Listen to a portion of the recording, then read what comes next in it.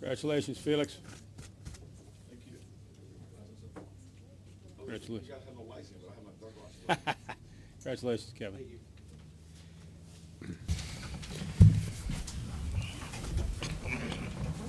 Okay, let's hear from our race-winning team of today's 45th Annual Camping World RV Sales 500 NASCAR Sprint Cup Series race here at Talladega Superspeedway.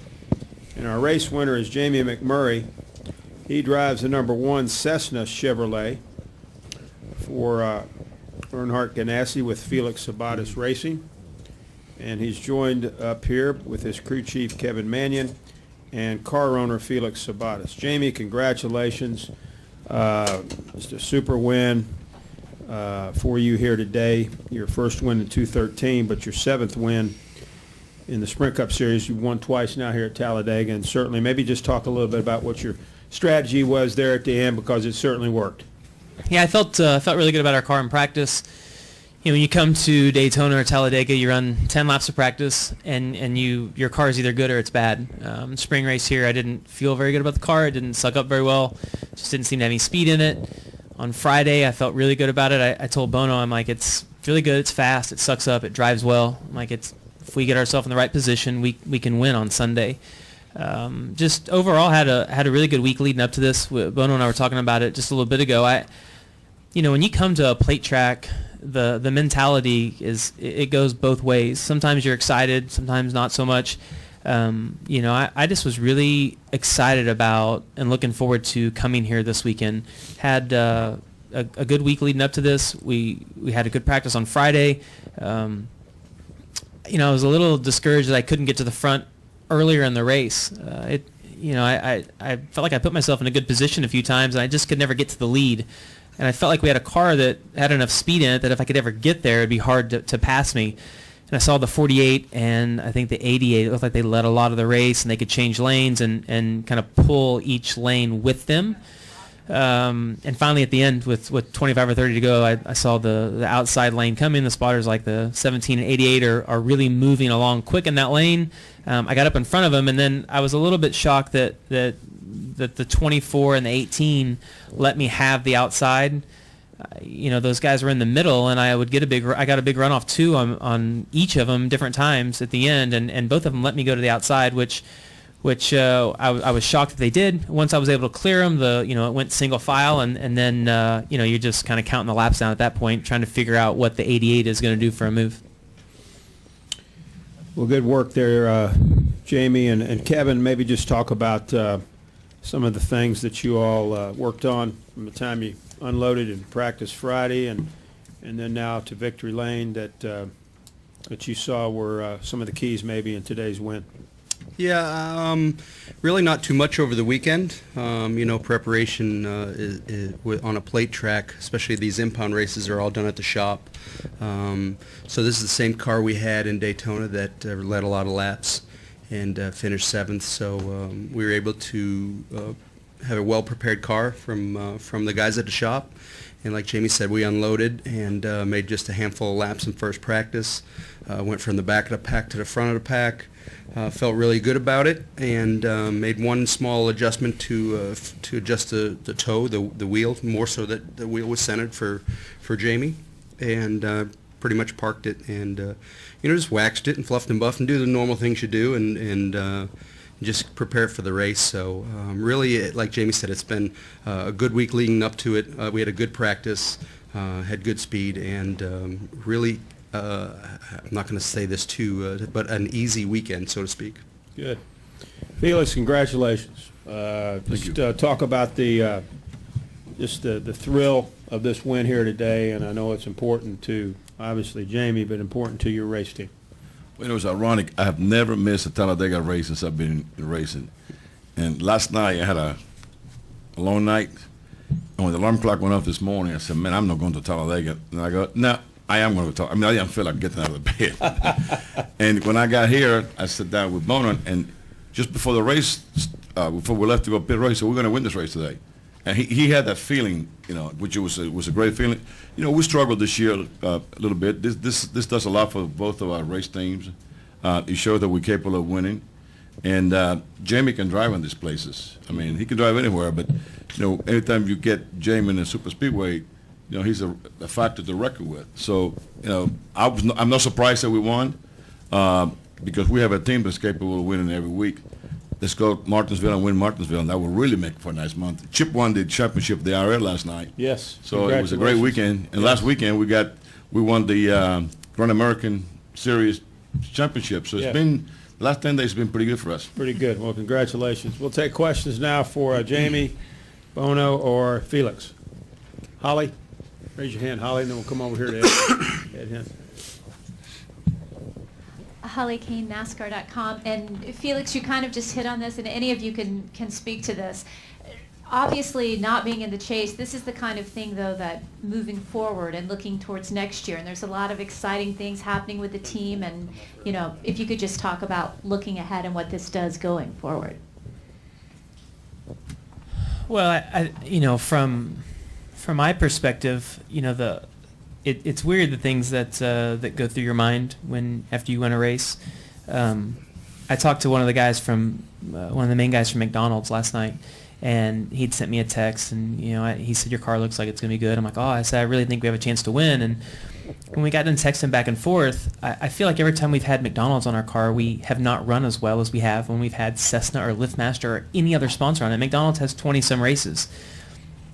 So when I crossed the start-finish line, as excited as I was, I was thinking about that text message and phone call, and I'm like, I would just love to get McDonald's to victory lane. They've been in our sport for as long as really any sponsor. Maybe not full-time, but McDonald's has been around for a long time.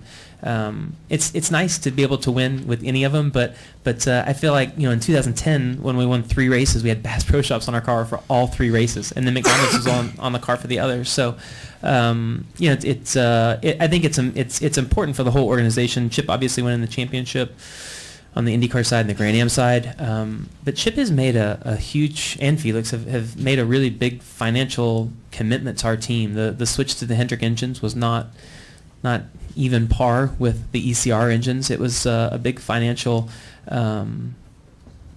tax on the team, and I think it's made our cars better. Our cars have definitely been better this year. But getting to victory lane, it really doesn't matter what track. It definitely is a momentum builder for our whole organization.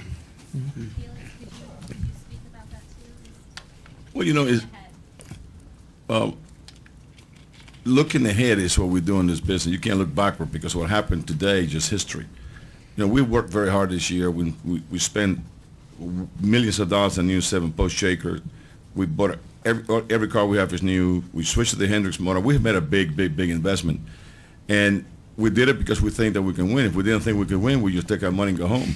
So I think we've had a lot of opportunities to win this year. We had some bad luck. I mean, if you look at all our races this year, some with our fault that we lost, but some of the races we just get caught in accidents. It wasn't any of our fault.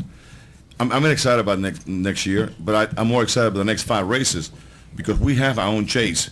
The guy that finished first out of the chase gets a huge bonus, and that could help a lot of the expense that we had this year if Jamie finished the first guy out of the chase. Let's go to Ed Hinton. Ed Hinton, ESPN.com. Jamie Earnhardt was in here just a while ago describing coming through 2, out of 2, and he said, I felt the run end, and then I looked in the mirror and I saw guys out of control. Could you talk about what you could see? I mean, you said you could see the 88 coming. Can you talk about what you could see, say, from the middle of 1 and 2 on, and what your thoughts were as you saw that? Well, I ran the last 20 laps, never looked at the windshield. I looked at the rearview mirror the whole time. And the one thing I noticed early in the race was when they would get single file and everybody would run against the wall, the guys on the bottom could make up a lot of ground because it's such a shorter distance around the bottom. And then as we'd get towards the front, the guys that were in the outside that had been leading would move down to the middle of the track and it would stall out the bottom lane. So when I got to the lead, I was trying to enter a little bit lower so we weren't using so much racetrack so that if everyone behind me would follow, maybe the bottom line wouldn't develop and move up as fast. That being said, every time I entered lower, I would get away from the 88 and I feel like he was getting more of a run on me off the corner. So, as those laps kind of down, I was kind of trying to do something different each lap so that he couldn't, prepare for it. That's exactly what he's done for the last 15 laps. This is what I'm going to do. I was trying to do something different each lap. And the other thing I noticed about this package is it's easy to get a big run, but the car will stall out if you don't have another car behind you helping. The package is, I think it races really well. I felt like a lot of racing today. But when we all got single file, I felt like I didn't really think the 88 could get me if the 14 wasn't pushing him. And I'm looking in the mirror and I saw the wreck before the spotter said anything. Honestly, it didn't cross my mind that the race was going to be over at that point. I thought we would have a green-white checkered. You're so focused on what's going on that, I'm like, oh, we've actually taken the white. So if I can just get back to the start-finish line, you'd be the winner. So there was no sigh of relief there when you felt the pressure come off you from the 88 car. Then. Well, I didn't. When the 88, when the car gets a run behind you, you can feel your car accelerate a little bit. You can hear the engine change pitch. And honestly, I didn't feel like he had stalled out. You know what I mean? Like from my perspective, I was getting ready to start swerving to try to get in front of him. If the guy behind you can break that plane of your rear bumper, it's over. And so I just wanted to make sure I could keep my car in front of him. He would have had a much better, opinion of what was going on because I don't know how much he had left or what he didn't. He also said it might not have been the greatest run in the world, but it might have been a run that got him up on your quarter panel, and then you go from there. If you said once he broke your bumper, that'd be a problem. If he could have got to your quarter panel, would that have been a real tough situation for you at that point? Well, if he would have gotten to my quarter panel, it would have slowed both of our car. Honestly, I don't know that the 88 would have won if he would have gotten to my quarter panel because it would have slowed. I feel like it would have slowed both of our cars down, especially in the middle of the backstretch. Maybe coming to the start-finish line, it would have been different. But the closing rate was big for the guy, third or fourth back. And earlier on in the race, you would just go up to whoever you wanted to push because when you would pull out a line, it would only benefit you for a couple of a mile, and then you would fall back. But coming to the start finish, it just would have fanned out. So I don't know. I mean, it would have been interesting to see if he could have broken the plane of your bumper, where we would have ended up. Okay. Thank you. Let's go to Jim Utter and then Mark McCarter. We'll go to the press box and then down to Paul Newberry. Go ahead, Jim. Jim Utter, Charlotte Observer. Jamie, you said earlier that winning at any track is a good momentum builder. How about for you personally? Obviously, over this past season, you guys have improved and you've had better finishes. But is that enough for a driver for a driver's confidence, or does winning and getting to victory lane it's because it's been like I guess 108 races since you had won? Appreciate you pointing that out. That's nice. Thanks, Jim. I mean, winning it's not just about me. It's about everybody within our whole group. Probably more so the one guys because they're the ones that earn victory lane.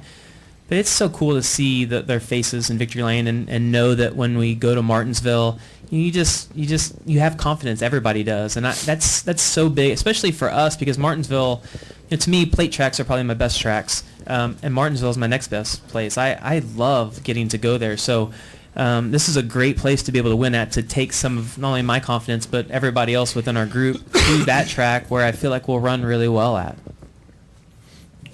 Let's go to Mark McCarter, then we'll go to the press box, and then down to Paul Newberry. Go ahead, Mark. Jamie, Mark McCarter from the Alabama Media Group. You talked about not having McDonald's on your car. You had the Auburn logo on the car. Yes. Did you pay any attention to the game last night, Auburn getting a big win? And also, what reaction did you get from fans today with that?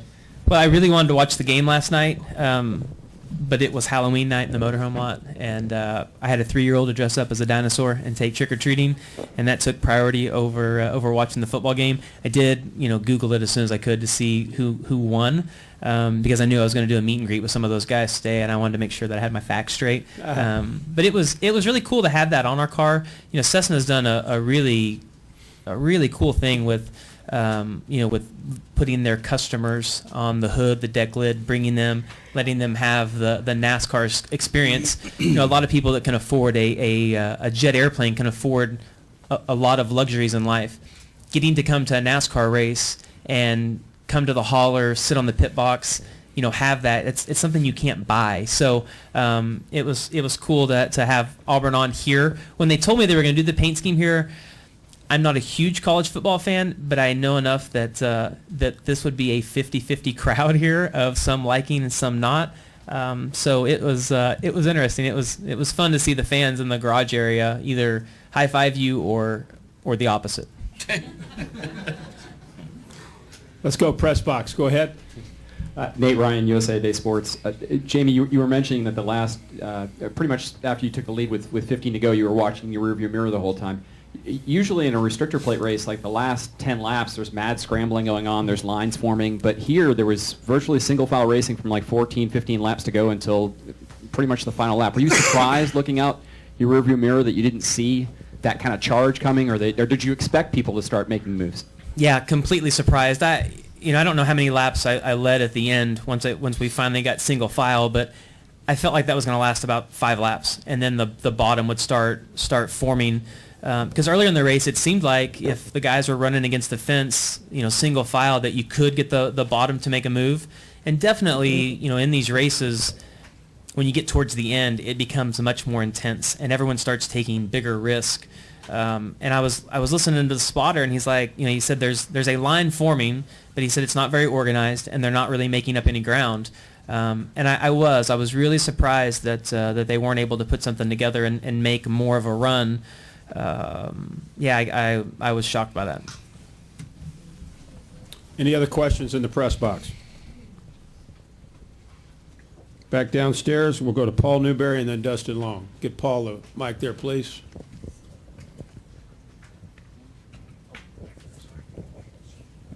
This was just sort of asked the very previous question, but you said you were shocked by. Why do you think any theories about why the way we always expected to go here the last 10, 15 laps didn't materialize this time? Yeah, I really don't know.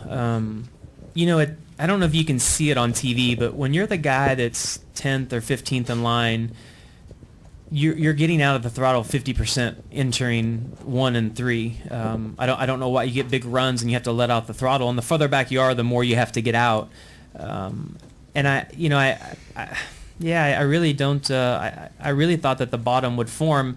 The flip side is that you get that big run, and if you make the commitment to go to the bottom, and you can't get 10 good cars to make the commitment with you, you go backwards. And so if those guys don't go with you, then you lose 10 or 12 spots, and the risk isn't worth the reward. I thought guys would take a bigger chance at the end. I know the 29 car rode in the back most of the day.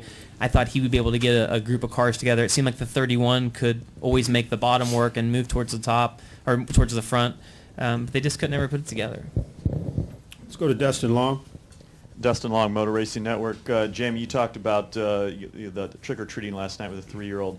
To be in victory lane with your child now probably has a little bit more understanding about victory lane. What was that like? What was it like to see your family there? Well, that was, that's top 2 or 3 moment of my life to get to experience that with them. And I don't know if you guys heard, but